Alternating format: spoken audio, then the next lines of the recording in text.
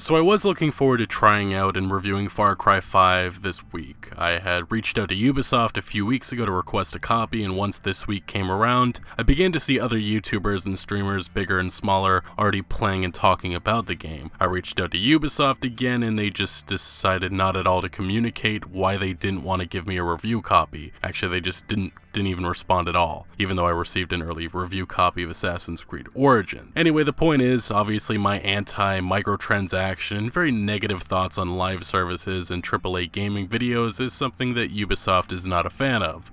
So it's crazy right now I have to defend them from some of the absolute fucking ridiculous reviews out there. If you're unaware, Far Cry 5 launched last night, and reviews are already up for most websites as they received early copies. For the most part, it seems the game is receiving a positive reception. I personally began playing at midnight, and I can say it's better than Far Cry 4 and Primal, and overall it's a solid game, 5 hours in, although I certainly can say it's not revolutionary and more the same. It's a Ubisoft game. It probably will not be winning any awards, but yeah, it's thus far been a fun gameplay experience with a mediocre story. Looking at a lot of the reviews on Metacritic, it seems that's what many gaming websites are feeling as well. But there's a few websites which really have me scratching my head because of what they said and their reason for giving a lower score. Let's first begin with Polygon, who gave the game a 6.5, and they said the following in the review. It's a timely story that could at least try to address the polarized nature of current American politics, or talk about the issues inherent in a country that seems to worship firearms. But I never saw anything that hinted at how these cultists were radicalized, and their ultimate goal, revealed at the end of the game, undercuts any grand statements. So yeah, they're criticizing the game's story because Ubisoft didn't make a statement about gun violence and was not political enough. It's crazy because when the game was revealed, you had one side angry because they thought this would be an FU to Trump supporters, and so now you have, I guess, the other side angry because it wasn't really about the current political issues that face this country, and really they wanted an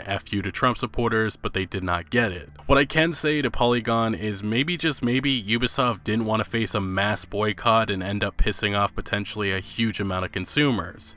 I think that's just something that you may consider. And further in this review, Polygon notes pretty much what I just said by saying, the general absence of context in Far Cry 5 feels intentional, as if to smooth over any potentially controversial edges. You're fighting against a conservative religious cult that is taking control of a big chunk of Montana, which made some conservative and Christian commentators uncomfortable during the game's initial marketing. Those folks shouldn't worry. Any thematic point to be made about religion, the United States, or the current state of the nation's politics is quickly thrown aside to make way for all sorts of jokes and light-hearted hijinks. Essentially, this review continues on complaining what they feel that the game's story should have, could have been, and honestly, I can already see just with my 5 hours into the story, it's pretty weak, which feels like something every Ubisoft game has been plagued by in recent years. But does getting political change any of that? I do not think so. I think it's just not a great story. Besides Polygon, it seems that there are other sites sharing similar feelings, angry that the game isn't what they expected. The Financial Post review starts off with a nice few paragraphs, again complaining that they expected political statements. The review says,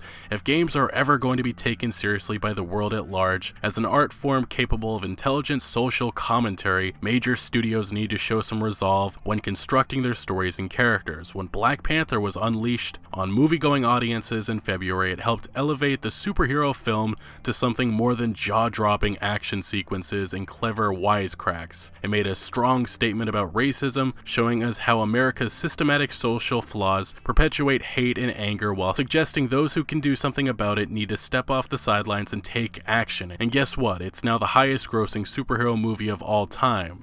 And actually, I think that's not necessarily 100% true. I think in the United States, not worldwide. But anyway, you get the point. The Financial Post continues saying, it was with hope of something similar that I entered into Ubisoft Montreal's Far Cry 5. Later in the review, again, it's clear this reviewer is simply angry because the game played it safe by saying, it's hard to imagine a more topical subject. Proliferation of guns in America, religion-motivated violence, the rise of right-wing extremism, check, check, and check. There's all kinds of potential here for some legitimate legitimate analysis of and commentary on real-world problems. But while Ubisoft's writers boldly march up to the door, they're too shy to start pounding on it, settling instead to whisper a few safe jokes before moving on. So there's more reviews just like this. I believe The Guardian and Eurogamer went on long rants criticizing the story for not doing what they wanted, but it's absolutely insane review scores are being handed out this way. It's not even just gaming. When I watch Marvel's The Punisher on Netflix, which was, in my opinion, the best Marvel TV season to date, many reviewers gave it a low score and were angry because the show wasn't quote-unquote sensitive to real-life gun issues.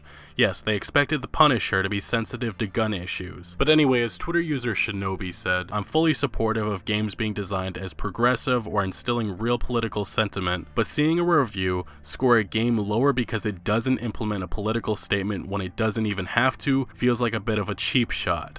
And that's pretty much my feeling on this. It feels like reviews have hit a point where if an expectation is not met or the specific game or movie doesn't feature some type of statement, then the reviewer is going to give a lower score just because it didn't turn out the way they wanted. Anyway, what do you guys make of this? It seems here in 2018, from Kingdom Come Deliverance to Far Cry 5, many review sites are criticizing these games for not doing what they wanted. But let me know your thoughts on this in the comment section below. I know that everybody has a different perspective on things like this. This is just my thoughts, but thank you for watching. Make sure to leave a like if you did enjoy this video or found any informative value, and consider subscribing for more videos like this, and I'll see you later.